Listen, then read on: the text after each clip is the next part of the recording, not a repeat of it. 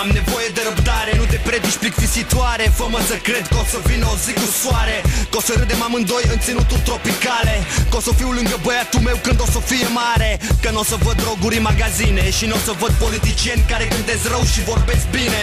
Ei spun că lumea nu-i făcută pentru unul ca mine, dar eu sunt unul din mulțime, deci nu-i nici pentru tine.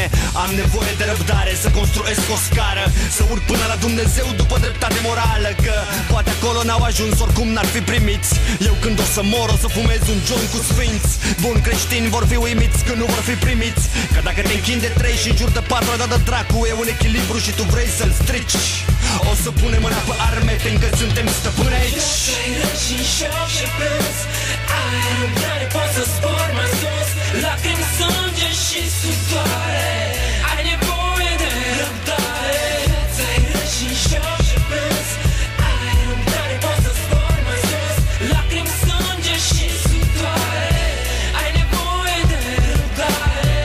Vreau să văd în fața mea multe zile cu soare, să stau liniștit, să scriu totul ca pe o scrisoare, despre zile de închisoare cu stări psihice schimbătoare, privind tirani ce vor să ne sclavească cu atitudini liberale. Explodez ca o grenadă cu defragmentare, instigând la revoltă generația cu păreri refractare. Mulți au păreri personale părtinitoare, dar la fel ca dosarele mele sunt doar penale, că liber arbitru pentru voi e un lucru fatal.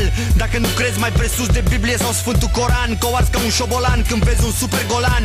Ciodă cu un flow tipic de țuțălăjan, că acum sunt acasă, dar pot o să plec din nou. Și voi bulangilor o să-mi duceți dorul rău, dar nu-i tu doar atât de rău încât să stea prea mult la bulău.